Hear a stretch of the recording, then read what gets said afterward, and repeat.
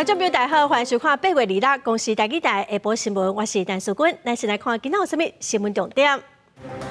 刑事局抓到一对30岁翁仔某，向一寡少年人利用虚拟货币替跋筊业者洗钱，金额计共有16亿外。台北市会金华社调查小组今仔开会，前台北市副市长裴景新出席说明，该问题各方逼讲5月用现金买4300万的厝。反对交通部强制要求游览车要自费2张路卡机，早期驾驶使游览车去包围交通部，认为政府应该要专业补助。咱来看刑事局伫去年9月查到一间跋筊集团的机房，佮继续追查，发现一对30岁少年翁仔某，因专门利用虚拟货币去跋筊业者来洗钱。警方伫今年3月到5月陆续抓到10个嫌犯，对去年3月到今年3月洗钱的金额有16亿外。警方去设立主嫌引导，甲因甲伊某拢抓起来。有没有意见？没有意见，都无啦。警方发现主嫌徛过柜仔内底拢是高级名牌，甚至一个卡网就要800万块，这寡拢是用不法所得买的，全部互警方查扣。警方查出设立主嫌翁仔某涉嫌经营洗钱水房，协助过来的跋筊业者洗钱。警方统计，自去年3月到今年3月，规年不法洗钱的金额就超过16亿。配合博弈机房这边来从事洗钱，那赌客这边将钱汇入，那获取这些水钱之后，理性主钱呢，再透过那个币商或者个人币商的部分来转换成泰达币。警方表示，这个案件是伫2020年9月查到一个跋筊机房，对遐查出姓李翁仔某嘛有涉案，两个人目前还在缓刑期间，因所继续犯案，甲跋筊业者合作，甲外国来的金流换作虚拟货币，要暗砍不法金流。泰达币的部分，因为它的特性是比较不会，就是浮动比较不会大，比较稳定。那这些不法集团常常利用这个泰达币的部分来作为一个洗钱的一个工具。警方今年3月到5月陆续带回包括设立翁仔某等10人到案，设立的主嫌因为涉嫌重大，互法院判羁押。主嫌的牵手是200万交保。专案照洗钱防治法、组织犯罪条例甲跋筊罪等罪嫌上班。记者综合报道。再来看2022年9合1选举的期间，云林县的议员蔡英德涉嫌买票，案件是由云林县的调查官陈文维负责。也毋过，陈文维调查官使人另外一案，向下一个被告做假证，讲云林县长张丽雪冒送茶米买票。云林地检署伫顶个月30以涉入国防以外秘密罪，佮有使人做假证等罪嫌，甲这个调查官提起公诉。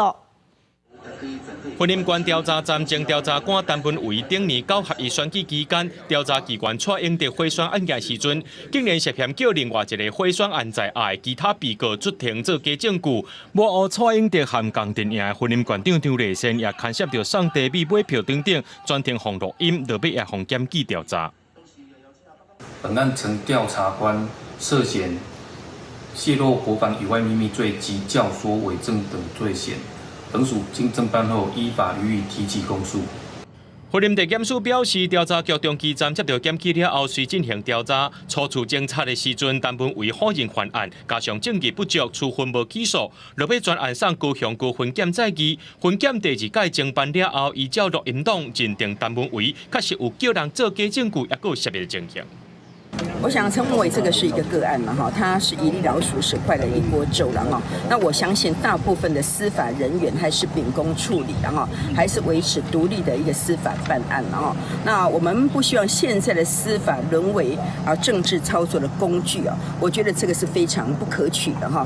张丽仙表示，这背后敢是有中假人，或者是有人伫遐操作，值得关注。希望民主国家选举会当用公平公开的方式来竞争，避免类似案件搁再发生。记者综合报道。再来看民众党党主席郭文地伫做台北市长的时，涉嫌独立金华城。台北市议会成立调查小组，今仔搁再开会，前副市长裴景新亲身出面说明。也毋过，伊正低调避开媒体，嘛透过议员表示讲，这案已经进入司法的庭事，伊配合侦查无公开，所以无要接受访问，会议嘛无要开放。总算出现台北市议会金华城案件调查小组，前副市长潘振兴笑眯眯甲议员拍招呼，暗过低调为后门一场，避开媒体。各伫会前透过议员表达，这案件已经进入司法程序，配合侦查无公开、无受访，会期暂停也无开放。其实主要就是要厘清当时市府2把手在这个案子里面的决策或是执行的角色，柯市长跟他之间的这个沟通过程是怎么样啊？还有强调他是要来还原真相的。那我们当然就看看他怎么说，是希望他能诚实以告，然后呢，将所有的过程好好的跟调查小组说清楚。当时是什么样的情况之下，本来不接受这个金华城陈情，后来转而变成是受理，而且变成是主导。好，那这个过程到底是怎么发生的？会议中途，议员出面讲潘振兴的讲法，伊表示金华城案件当中，国民党市长3摆甲议员辩论会，家己都无参加，也否认伫相关公文典卷有签名。他们有印象，他有参加应小薇的2021年8月那一次的辩论会。他真的没有去的话，那是有伪造文书的问题啊。他的说法是这个他没签金华城，而这个柯文哲自己盖章。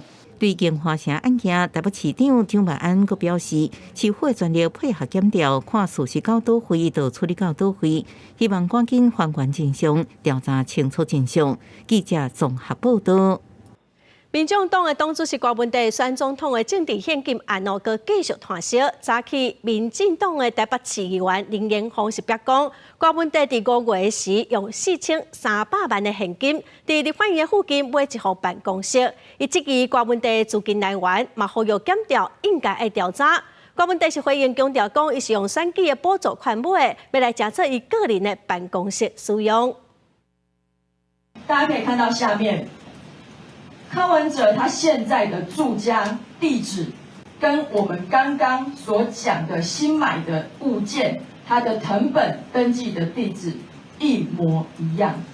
这个济南大楼买房子的人登记所有权人，也就是身份证字号 J120，就是柯文哲本人。2022年。跟2023年要选举之前所申报财产，它也显示没有贷款，那就可以证明说，他今年5月买4300万的这一间商办，就是全额现金购买。我要问柯文哲，你的钱从哪里来？针对议员的质疑，郭文地早起接受访问的时，是强调讲，伊是使用选举的补助款买。民众党是规定讲，选举的补助款1/3要交予中央公布，2/3算是个人的。伊是参考其他总统候选人的咧，买厝是用来设个人的办公室。咱再来看前台北市长郭文地哦，伊伫林内推动的大东区的公办多间社会主体大量新城，才起好4档哦，所传出讲有漏水、电梯故障等等的问题。自后最近是收到市政府的公文，讲改善工程哦，都爱开255万，要求住户爱负担。自后是真不满，也毋过昨台北市长蒋万安是表示讲，维修的钱政府会来出，改善工程的费用才过来协商。流到这边全都是，然后后来我就想了一个办法，用虹吸原理。真无奈，只好家己做这个接水的工具，因为这个桶仔是一直伫修理，不过一落雨也是漏水。厝起4年外尔，四界拢是变干嘛？外口见到接水的分量，风吹来也呼呼叫。这是台北市大同区台北市长郭文地林内开14亿起的公办多间社区大量新城，不过民众大入去了后问题不断。去年因为老百姓淹水，造成电梯大故障，而且最近5号雷阵雨，大楼厝甲更加连续雨4那拍掉，造成太路落来。那个墙角打下来的落石水泥块，万一伤到人，那个也是很恐怖的，保护度不够啊。怀疑这个避雷针根本就无效，报修更加是真困扰。因为最近佫收到台北市政府的公文，讲相关的修理属优化工程，经费大约255万，爱管委会分摊费用，后面将是无法度来接收。漏了再修，修了再漏，一直到现在也修不好，还叫我们付钱，很奇怪、很不合理的事情。蒋万安真的不应该让这些住户再花任何的1毛钱，你们没有一个好的房子还给民众。现在却要民众付255万的修缮费用，这简直是吃人够够。对于新增设施的整体优化，我想这个部分相关费用上述也会持续跟管委会来讨论。对此，台北市府强调，维修部分一定是市府来负担，也来优化部分的费用。市长周万安讲，会请相关局处、国家管委会来讨论。记者综合报道。交通部要求游览车爱装 GPS 定位系统哦，即马又个要求讲爱设驾驶员路卡的机器，要来保障工作的时间哦。游览车工会今仔动员游览车到交通部去抗议，因是表示讲装机费就要5000块，后续阁有管理的费用。交通部要求讲要装，就应该爱专业来补贴。交通部处长陈彦批示回应表示讲，会甲业者继续来讨论。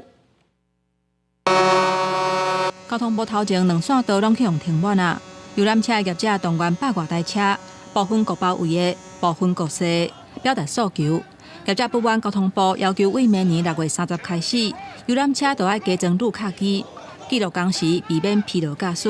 游览车驾驶员工会批评讲，目前车拢已经有安 GPS， 工时拢已经算会出来。交通部所要求游览车都要自费加装路卡机，实在是不合理。刷卡机的话是会收费至5000至5500，然后另外每个月还要收管理费，绝对会图利厂商。为什么会图利厂商？因为你的那个GPS 的话就已经只有就是固定那一家公司。工会提出5大诉求，包括 GPS 由业者自主管理，游览车工时单线管理，落实司机教育训练，专业补助安路卡机。还有后续管理的费用，而且爱甲游览车纳入大众运输。在警方协调之下，真正的代表去总统府交定情书。那交通部处长陈彦批回应讲，业者若有意见，都会当来讨论。公路局大概也有原来的规划里头就有相关的一个补助。那至于后续如何补助、如何推动，这会由公路局再跟业者进一步的协商。业者提出来的这些想法，我觉得可以再进一步的讨论。另外，针对业者要求讲 GPS 回归业者自主管理，公路局表示，主管机关掌握 GPS 的资讯，考虑安全问题，在天灾的时阵对游览车避险会较有帮助。记者综合报道。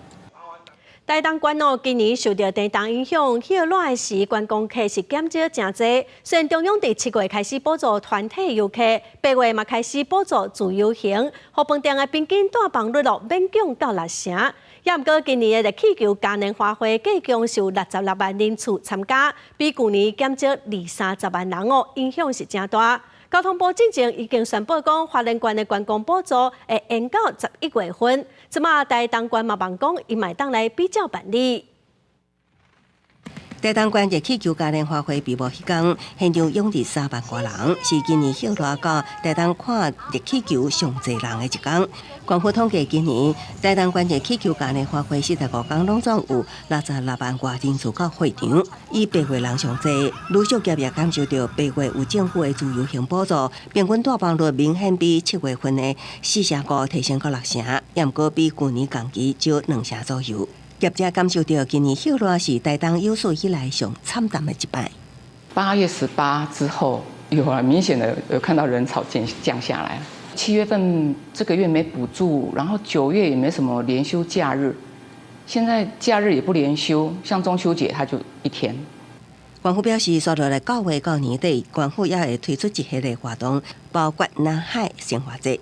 活水湖的水舞甲铁花村的光节等等活动，希望会当阁提升台东的观光景气。另外，委员也希望中央补助台东，会当比较花莲县延长到11月。暑假整体的这个订房率恐怕不到1半，那是史上最惨。那在这边我也要求我们交通部观光署必须比照花莲，延长我们振兴补助的时间。不只有价格的补贴而已，我们希望能够让活动走入地方。包括了温泉旅游，包括了生态农游。观光署表示，花东旅游进行方案会随时检讨。另外，台东县敢会延长补助时间，目前也爱评估。记者综合报道。最近假车牌的问题是愈来愈严重。今年8月初到8月中高速公路警察就抓到25件假车牌，有几啊件是受害者申诉，讲伊莫名其妙去收到红单，警方是透过监视器以车来录人，嘛抓到驾驶使用假车牌上高速公路。眼前粉红色跑车无顾警方一直就吹油门，一直骗车，国道警察是一直就伫磅空强行砸落来。警方提醒驾驶者是锁车门抵抗。先下车，先下车。有汽车驾驶伫路顶被砸到，互警方砸落来，拢是挂假车牌上路。今年8月11开始，短短15天，国道警方查到25件案件，拢甲假车牌有关系。依据《道交管理处罚条例》第12条的规定，可以处10800元的罚款之外，更可能触犯刑法行使伪造特种文书罪以及诈欺罪。大部分被掠车主是牌照做到吊扣，会被锁定，有的是超速被翕落来。警方开单找无人，因为车牌无登记，个人找带罪的人，用的车牌是其他驾驶人。关警接到受害者反映，莫名其妙一红单，国道警察动员，展开严检查缉，吊检是去用车捉人。真假车牌比看卖正版的违规底文有立摇凸，卡正片考察小可白色，车号阁是雷声雕刻，反倒台盗版的车牌，敢若是边情感都明显的差别。除了国道以外，新北有10人就后赛车被扣牌，找中国一位好朋友刻制化车牌，伫平面车路拍走，互警方查到假车牌乱象，流传全台，要安怎有效防治，加做即马上大的课题。记者综合报道。来看嘉义民雄乡的大树爷节，甲伫嘉人的中元节，佮有新春屏东的唱歌，是农历7月4大祭典哦。大树爷节第24开始，连续3天，人丁是叉，嘛制作真侪本色。头一日都有7栋的本色，是去年2倍，所以今年公所嘛派出上百的志工来维护环境。本色蹲甲袂输一粒沙，那像是因为本色桶已经满起来啊，佮有人继续来等本色。嘉义民雄24到26举办年度的宗教盛会大树爷节，参加的人数增加，这本色嘛真惊人。第一天就制作7栋的本色。今年有没有比较多？有更多，几乎都是人推挤人的走路状况。大树爷节为清朝乾隆年间开始，上传观世音菩萨化身大树爷，是专门咧管鬼的神。当地念经了后，会举办3天的祭礼，甲抓过的大树爷身上烧掉，代表甲好兄弟带走。这是台湾旧历7月4大祭典之一。逐年拢会写大阵人关公，今年制作的本色量是去年的2倍。这嘛好清洁人员无用到半暝。今年的量比去年多了将近1倍。好，我们自己也吓了一跳。第一天垃圾量就7.2吨了，那昨天的垃圾量还少一点点而已。各处分布了大概有11个定点的垃圾回收。公所表示，第2天本色累积量有较少，活动的会场嘛有安排11位会当处理本色。除了加派人力，嘛有请上百的铁工来到3天，呼吁参加的民众就爱到分类减少本色，嘛减轻工作人员的负担。记者王友婷、陈显坤嘉义报道。国际新闻来看，中东的局势又搁压悬。以色列是表示讲，因受到黎巴嫩真主党要甲因报复的情报，所以因才会伫24个暗暝，先对真主党伫黎巴嫩40个据点来发动攻击。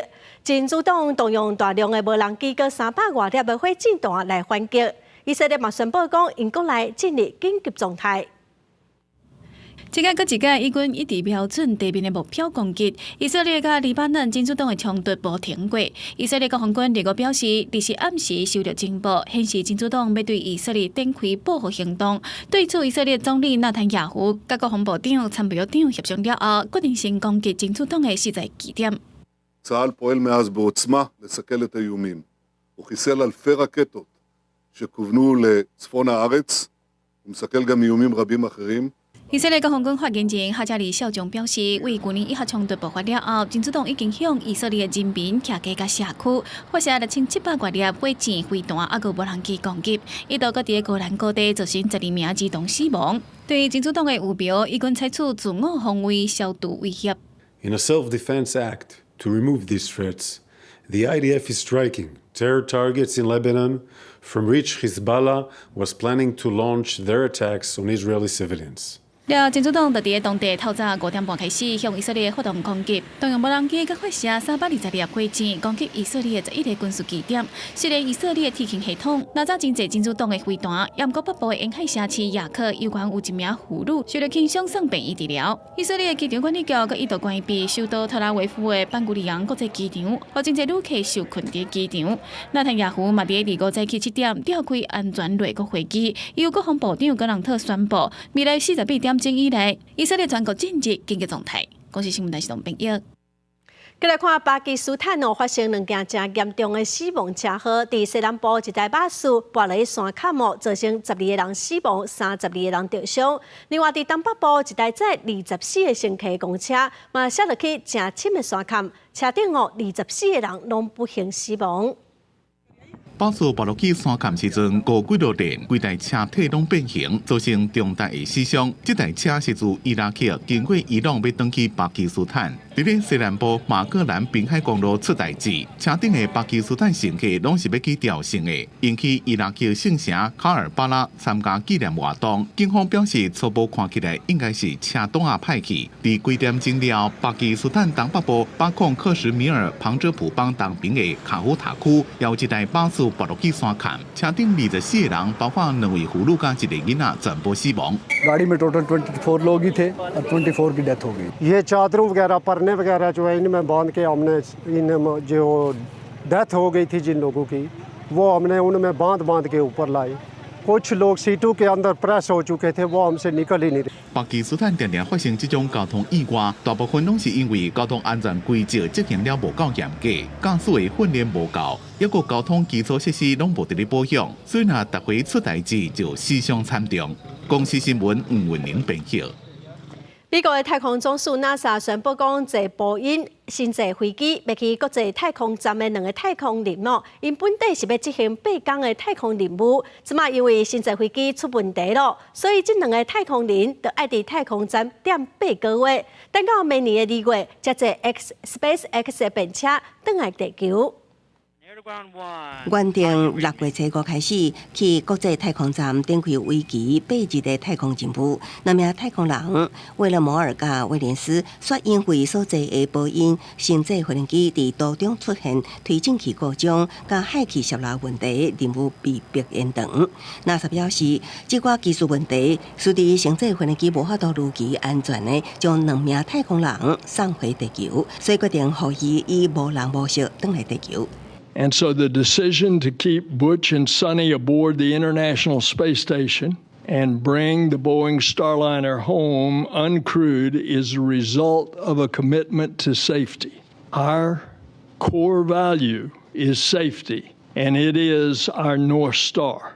NASA 也决定予2名太空人点到明年的2月，坐 SpaceX 的飞龙太空船返来地球。这也予因的太空任务为8日变作8个月。NASA 强调，这反映对安全的高度重视，也显示对波音飞行机的安全性已经失去信心。波音甲马斯克创办的 SpaceX 拢捌得到 NASA 的上亿美金合约，提供商业太空飞行服务。波音的合约价值是42亿美金 ，SpaceX 的合约是26亿美金。不过，波音研发的新制飞行机因为市场缘故甲供应链继续起，成本超过16亿美金。这座头一摆试着载人的任务，也都要靠竞争对手负责善后。也对波音力求中进行巨大的挑战 ，SpaceX 已经成功进行9摆载人太空飞行。During the trip up there, and since they arrived, they've had some problems with the spacecraft itself. It's fuel system, propulsion system problems with the spacecraft that are worrisome right now. And so the NASA managers and Boeing managers are working through all of the details. 新制飞行机的无人飞艇会伫今年9月初展开。NASA 甲波音会继续对新制飞行机进行测试甲收集数据，以便对未来任务做好准备。公司新闻陈慧仁编译。来看澳洲今仔开始实施新法长年权哦，员工伫下班了后是有权利来拒绝接受公司的信息，还是电子邮件唔免回复，嘛唔免烦恼讲会受到处罚。也毋过哦，澳洲的资方团体是认为，这个新的规定无清无楚，佮白卡白手哦，会影响到澳洲的经济。下班了后，也接到公司传来的简讯，也是电子邮件。也毋过为日落开始，澳洲员工的私人生活会因为新规定断联法，会当毋免阁受到侵扰。I think it's an excellent idea. I hope it catches on. I doubt it'll catch on in our industry, to tell the truth, though. Well, you know, we are professionals. We're well paid. We're expected to deliver, and we feel we have to deliver 24 hours a day if you have to. 澳洲实施的新法，让员工会当甲公司断开联系。适用伫15人以上的公司，员工会当伫毋是上班的时间，毋接听非紧急电话，回复电子邮件。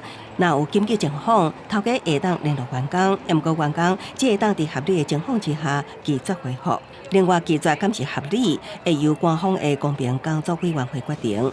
爱考虑到员工的教授、联络关系甲方式。若认定员工失职，相关罚1.9万澳币，相当代票71万；若公司违法相关罚9.4万澳币，相当代票203万。也毋过，像社区帮中，都因为是服务性质，为客户提名是应该，当然头家卡来也无关系。广告业员工上班时间一直联络，下班了后当然无想要阁接到工作方面的信息。I think it'll take a bit of bedding down this reform. Some people may, mistakenly believe that they can just kind of shut down and not respond to work communications now. Jobs where you have reasonable expectations of needing to be available after hours because of your particular responsibilities or perhaps your level of responsibility for operations.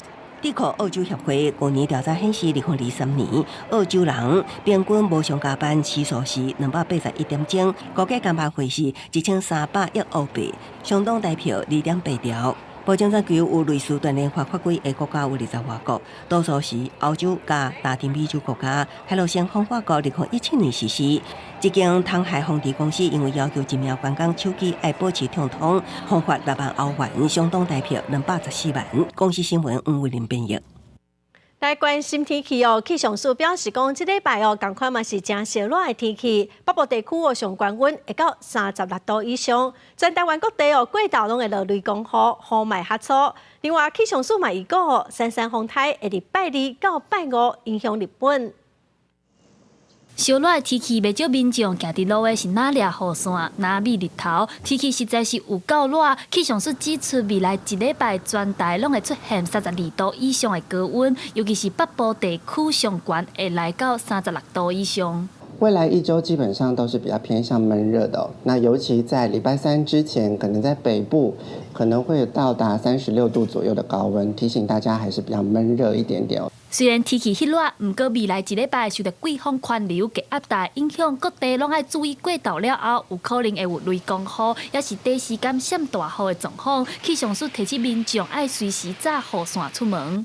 未来一周基本上都是以午后雷阵雨的天气形势为主，有时候下的比较急促一点，请大家还是要留意一下家里附近的一些排水的状况，而且比较容易会有一些短延时的大雨发生。气象署指出，珊珊风台伫27号至30号之间会进入日本四国，向九州方向进前。提醒要去日本佚佗的民众，要特别留意航班的资讯。记者阿双柯敏哲台北报道。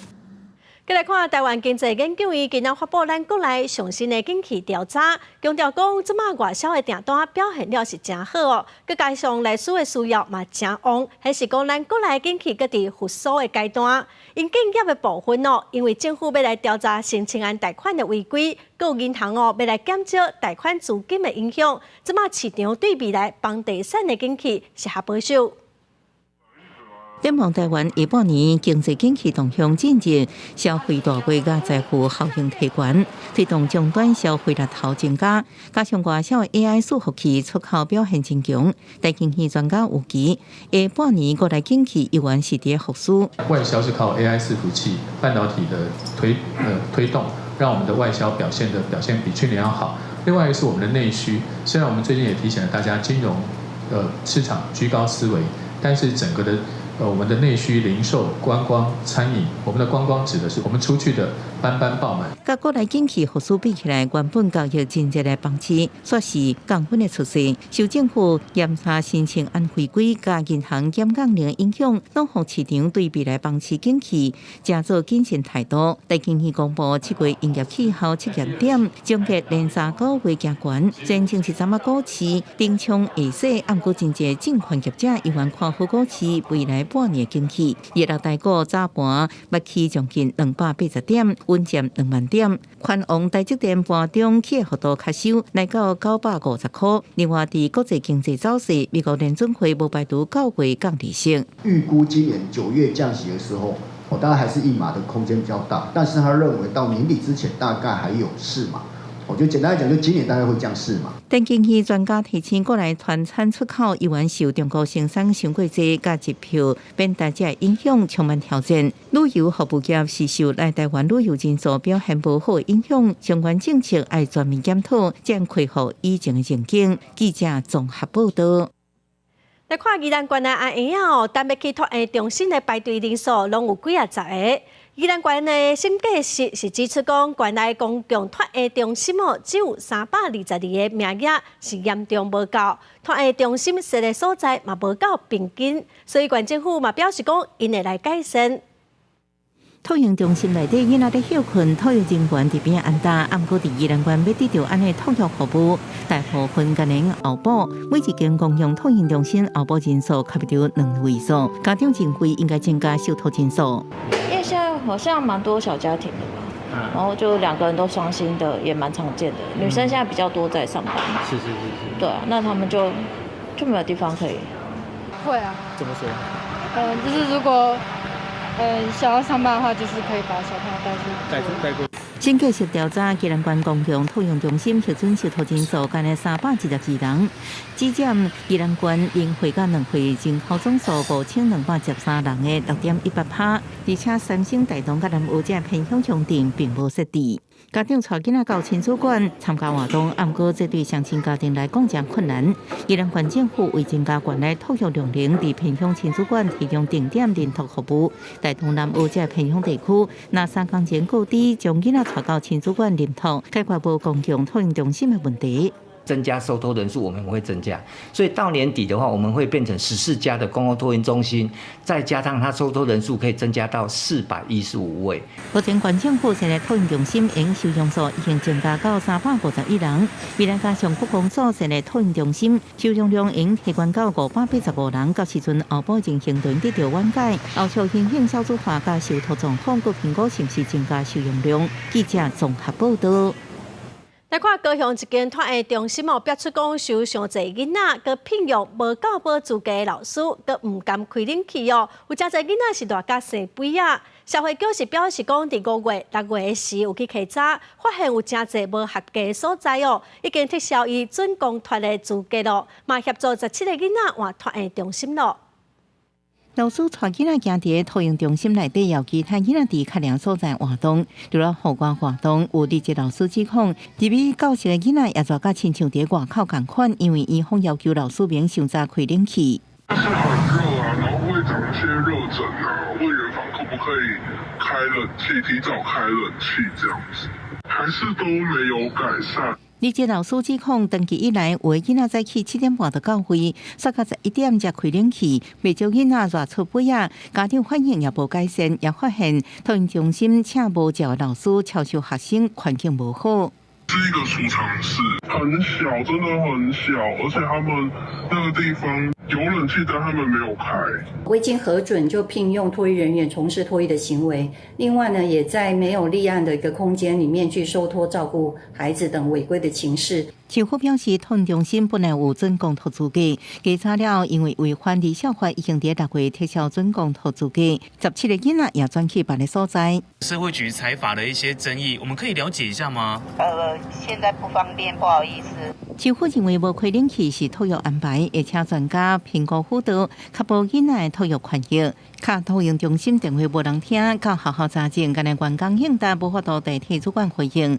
而丰达学家长的批是强调所谓违规事实，实习生进前托育中心进前无成停无核准，对主管机关认定确信，会尽上大努力向社会救信号。记者综合报道。台北市政府发现讲，去年台北市自杀的人数有减少的趋势，也毋过伫青少年的族群有淡薄仔增加。市政府今仔是邀请 HBL 的拿救民车，甲市长周万安做伙来直播，来分享讲安怎来消除压力，寻求协助。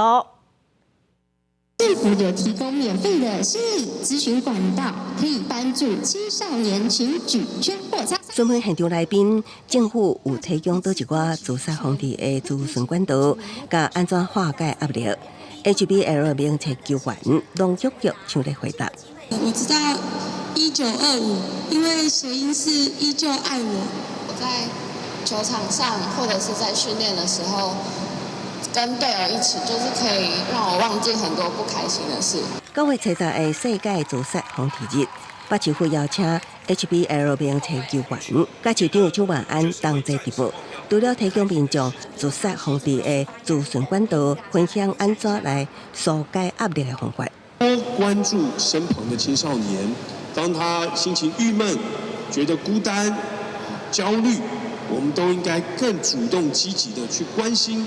根据统计，全国自杀死亡率以每10万人口来计算，1807年全国是每10万人口16.4人，台北市是13人；1811年北市升悬到13.7人，是最近几年升悬点。也不过1812年全国数字又原来升悬，北市已经有下降的趋势。在这几年，这112年来讲哈，那这个全国的这个自杀人数还算是持平。那不过台北市的确从我们的这个统计数字上已经有看到一个下降的趋势。北市府强调，1812年北市自杀死亡人数虽然有下降，也不过青少年族群部分却有升悬的趋势。原因是包括人际、课业、疾病等，所以希望青少年透过规律运动的习惯，提升身心健康。一旦遭遇压力无法度排解，一定要向外界要求帮助。记者综合报道。来看台东的卑南乡有一间便利超商的店长，那亲像不满清洁队拢调工针对因的粪扫来拆开检查，这个店长去甲跳入去粪扫车抗议，警方更个调查，嘛要来厘清讲这个店长敢有妨害公务。粪扫车伫咧清粪扫，无奈暂时停伫路边，因为车道内底毋那拢是粪扫，去到有一个查甫人徛伫内底。这个查甫人伊讲伤欺负人啊，看起来真生气。徛伫内底几分钟，尾仔才落车。不过看起来火气也是真大，伊咧甲清洁人员理论。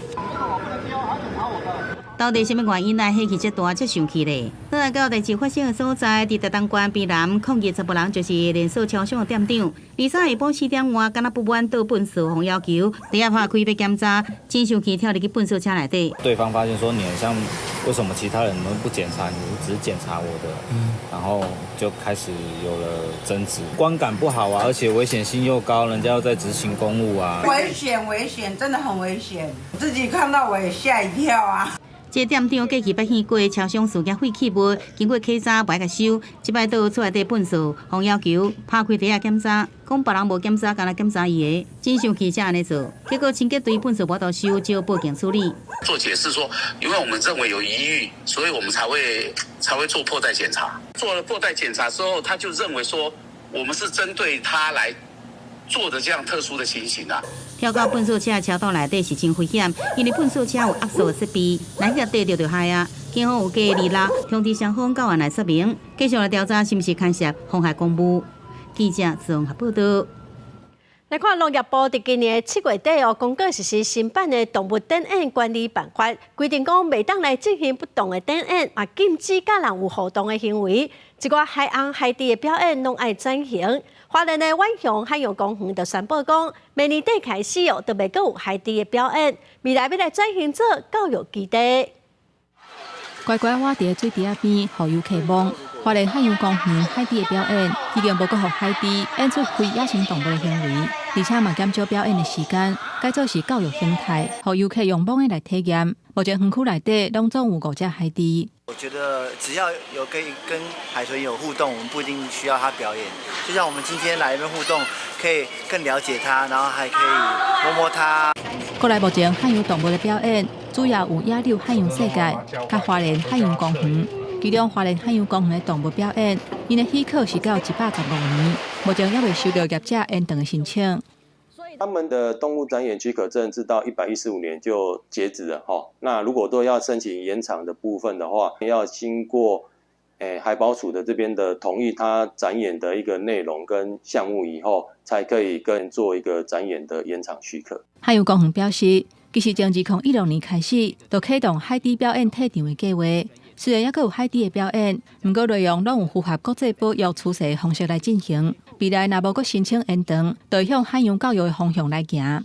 后续的转型，我们将成为亚洲最大的一个鲸豚救援教育基地，将提供我们的场域，还有我们兽医的专业知识及留下来的海豚，提供给保育鲸豚类最佳的一个后援的一个教育基地。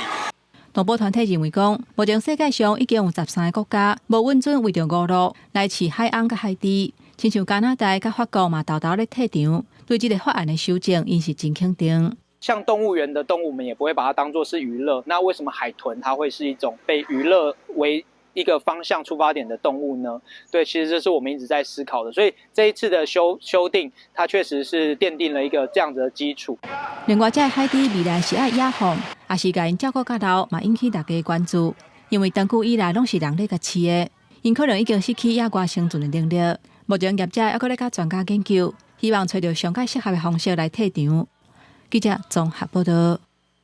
昨8月25是阿公阿嬷节咯，基隆的海科馆及阿公阿嬷佮学生囡仔办一场环保的音乐会，使用的乐器拢是海边啊捡来的浮球甲水流茶做的，那么做伙来欣赏。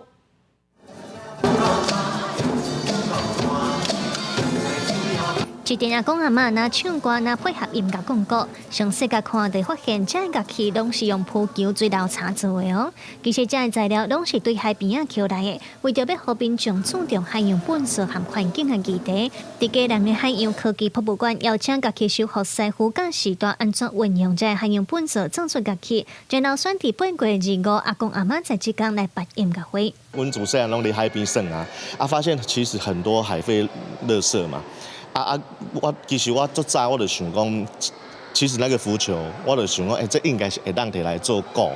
这场音乐会唔但有来自社区的潜水团和学生囡仔，海科馆嘛邀请馆内乐龄学习中心的学员，逐礼拜来和专业的老师上音乐课。有学员就分享讲，这唔但互海洋本色有新生命，嘛互因的退休生活充满活力。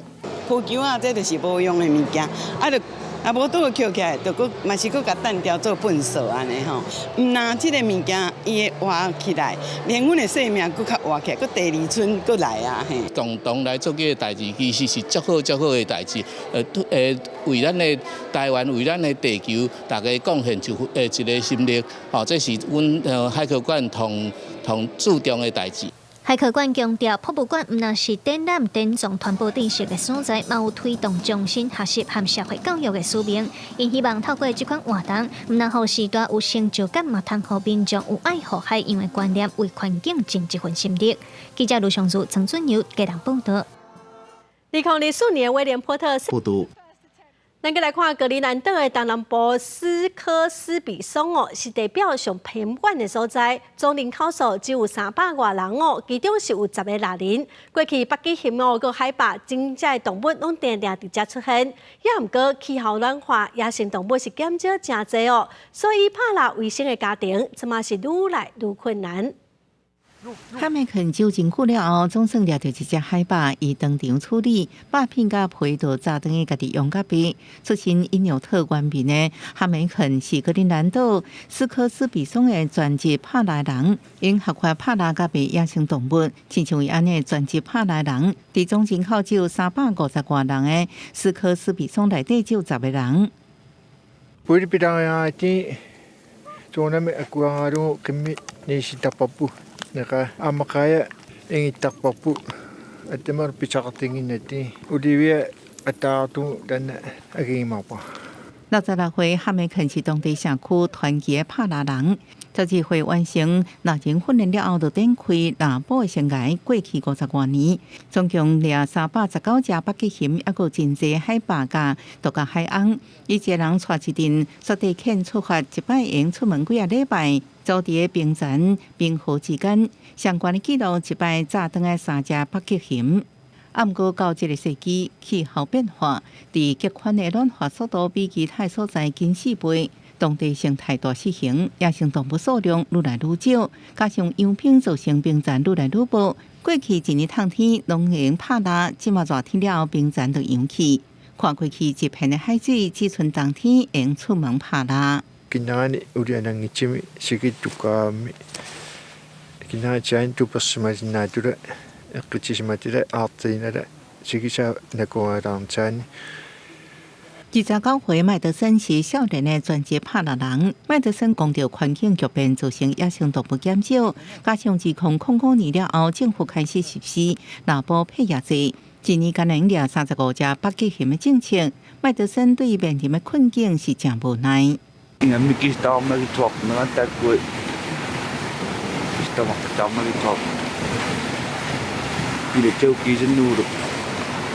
Ada sulit untuk nanti tahun itu nanti tahun tahun itu, puri nanti tahun puri now。文明生活引起气候变迁，摧毁唔那是自然环境，连人类家己的传统文化也无法度避免。公司新闻张淑芬编辑。联合国最近头一届针对青山的物种发布报告，指出讲世界上有将近一半青山的物种数量长的减少哦，上严重的是鱼类，有9%的鱼仔面对断种的威胁。真济动物会对季节变化相较无共款的环境，按过根据伫乌兹别克开的联合国迁徙物种保育公约缔约国大会公布的全球迁徙物种现况，世界上有将近一半，差不多44%的迁徙物种族群量会下降。由联合国监测将近1200种当中，有超过1/5是伫灭绝的危机。这数据来自国际自然保育联盟濒危物种红色名录，上严重是鱼类。名录顶悬有97%鱼类拢面临灭绝的威胁。会议当中也指出，这个选鱼物种消失的原因包含生态地丧失、非法捕捕，或者是污染甲气候变迁有关系。不过，保育这动物无法度靠一个国家。联合国也讲，希望促成更加积极的跨国合作。We cannot protect migratory species without multilateralism, without unity, and without transboundary cooperation. So I'm calling on all countries and all parties, all communities to work together. 现大部分的消息拢无乐观，不过也有成功的案例，比如开协合作，和塞浦路斯非法友邦的掠鸟少91%，哈萨克将赛加羚羊为灭绝的边缘诱转来，还确定14种保育名录顶悬的物种也有改善。公司新闻新闻部编辑。下晡尾天气，咱来看各县市详细资料。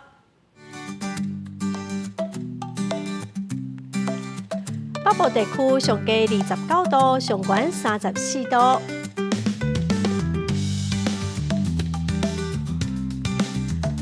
中部地区上低29度，上悬33度。南部地区上低29度，上悬33度。东部地区上低30度，上悬33度。外岛地区上低28度，上悬31度。咱再来看未来3天的天气。